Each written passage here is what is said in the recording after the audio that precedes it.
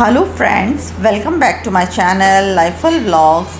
और आज मैं आपको बताऊंगी कि जॉब से आने के बाद जो मेरा रूटीन है आफ्टरनून से नाइट तक का पूरा आप उसको देखेंगे, तो अंत तक आप मेरे साथ बने रहिए। तो देखिए, आज मैं जॉब से आने के बाद 1:30 बज चुके हैं और मैं फटाफट लंच प्रिपेयर करने में लगी हुई हूँ क्योंकि लंच का टाइम हो चुका है। तो जल्दी से लंच बना लूँगी तो एटलीस्ट आधे घंटे में मेरा लंच तैयार हो जाएगा। और आज व्रत भी था मेरे और मेरे हस्बैंड का, तो व्रत का भी साथ ही में काम कर रही हूँ। तो सब्ज़ी एक तरफ चढ़ा रही हूँ और एक तरफ मैं व्रत का जो साबूदाने की खिचड़ी बनाऊँगी मैं वो भी एक तरफ चढ़ा दूँगी। तो पहले मैंने सब्ज़ी चढ़ा दिया है कुकर में, फटाफट सब्ज़ी हो जाएगा। और दूसरे कुकर में मैं चावल धोने लगी थी और चावल धो के मैं वो चढ़ा दूँगी क्योंकि बेटे को चावल चाहिए था, तो वो चावल उसके लिए बना रही हूँ और ससुर जी के लिए अपने रोटी बना दूँगी। तो वो रोटी और सब्ज़ी खा लेंगे और सलाद काट दूँगी मैं उनके लिए। और फिर इसको पानी देखिए, सब्ज़ी में मैंने उतना पानी डाल के फ्राई करके बेसिक मसाले डाल के मैंने चढ़ा दिया था। आलू और हरी मिर्च की सब्ज़ी, टमाटर तो मैंने डाला नहीं है क्योंकि टमाटर लाया हुआ नहीं है। तो अब दूसरी तरफ मैंने कढ़ाई चढ़ा दी है और अब इसमें घी डालूँगी, देसी घी। और इसमें मैं बना लूँगी साबूदाने। साबूदाने को मैं सुबह भिगा के गई थी तो वो अच्छे से भीग चुके हैं। और देखिए, घी में मैंने डाल दिया है आलू और हरी मिर्च और इसको लाल, थोड़ा सा हल्का सा लाल होने तक इसको भून लूँगी। तो लाल जब इसमें कर देते हैं तो बहुत ही अच्छा स्वाद आता है फ्रेंड्स। तो लाल होने तक इसको भून के मैंने बना लिया था। और देखिए, सभी का लंच हो चुका है और फिर सब आराम करने चले गए थे अपने अपने कमरे में। और मैं भर रही थी कूलर में पानी क्योंकि गर्मी बहुत ज़्यादा थी। बारिश बहुत कम हो रही है हमारे यहाँ, जिसकी वजह से जो गर्मी है वो उमस की गर्मी है।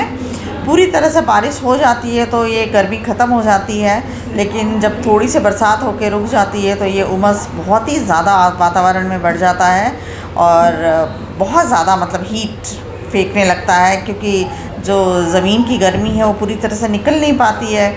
तो फिर गर्मी जैसे भाप जैसा सा लगता है, पसीना रुकता ही नहीं है। तो कूलर चला के मैं आराम से बैठ गई थी और अखबार सुबह पढ़ने को टाइम नहीं मिलता है तो इस टाइम थोड़ा बैठ के अखबार पढ़ रही थी और पसीना सुखा रही थी अपना। और देखिए, इधर बेटा और ससुर जी अपना सो चुके हैं। पंखा चला के खिड़की वगैरह खोल दिया था तो हवा अच्छी आ रही थी, तो वो सो गए हैं। और हस्बैंड अपने बेडरूम में कमरा बंद करके वो अपना सो गए हैं और मुझे नींद नहीं आ रही थी। थोड़ी देर कूलर के सामने 1 घंटा मैंने आराम कर लिया था। आराम करने के बाद आ गई थी रसोई में। मुझे चीज़ें थोड़ी सी ऑर्गेनाइज़ कर रही थी और जो बाज़ार से चीज़ें लाई थी, ख़त्म हो गया था स्टॉक, वो भी भर के रखना था।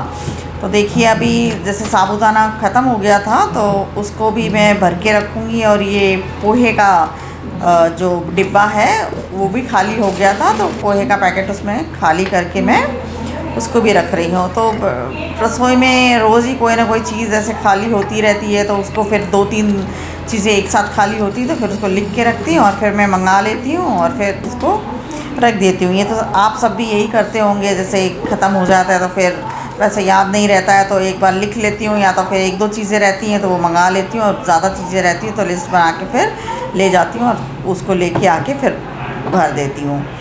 तो वही देखिए, ऊपर मेरा हाथ नहीं पहुँच रहा था तो मैंने छोटा सा स्टूल लगा लिया था और स्टूल से फिर मैं चीज़ें निकाल रही थी। और ये देखिए, पास्ता भी खाली हो गया था, पास्ता का डिब्बा, तो उसको भी मैंने भर दिया है। तो जो 2-4 चीज़ें थी उनको मैंने भर भर के रख दिया था और जो डिब्बा भर गया था और जैसे सारी चीज़ें नहीं आ पाई थी, थोड़ा सा रह गया था तो उसको मैंने वापस से टाइट करके एयर टाइट प्लास्टिक में ही करके मैंने उसको रख दिया था। तो अब देखिए, इनको ऊपर रख रही हूँ, अपनी अपनी जगह पे इनको मैंने रख दिया था। डिब्बों को सारे जो खाली हुए थे उनको भर दिया है और फिर जब ख़त्म होएगा तब फिर देखेंगे।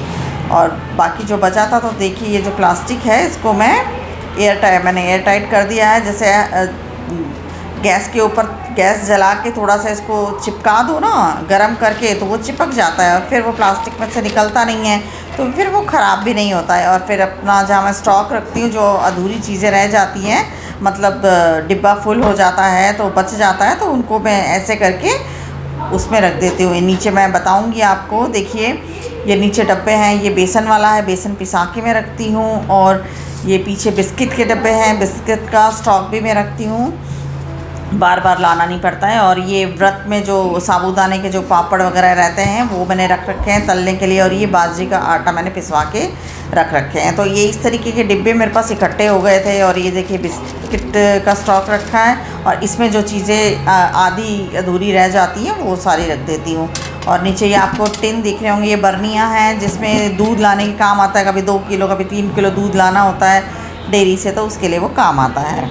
और नीचे वो एक ड्राम टाइप था, तो उसमें मैं बची हुई चीज़ें जैसे वो स्टॉक में रखती हूँ, तो उसमें डाल देती हूँ। तो ये हस्बैंड देखिए आराम करने के बाद वो ऑफिस जा चुके हैं, और ये शाम का वक्त है, 4 साढ़े 4 बज रहे थे। और आप देख ही सकते हैं बादल कितना छाया हुआ है, हवा बिल्कुल टोटली बंद है, चारों तरफ के काले घने बादल छाए हुए हैं। लेकिन बरसात तो इतनी नहीं हुई, बहुत हल्की सी हुई थी। और ट्यूशन वाले बच्चे भी आ गए थे, तो मैंने ट्यूशन ले लिया था। और ये आ गई थी शाम को, मैं अपना ये तल मखाने की डिनर प्रिपेयर करने आ गई थी। और ये डिनर में मैं बना रही थी, जैसे व्रत था मेरा और हस्बैंड का, तो मैंने तल मखाने की खीर बनाई थी।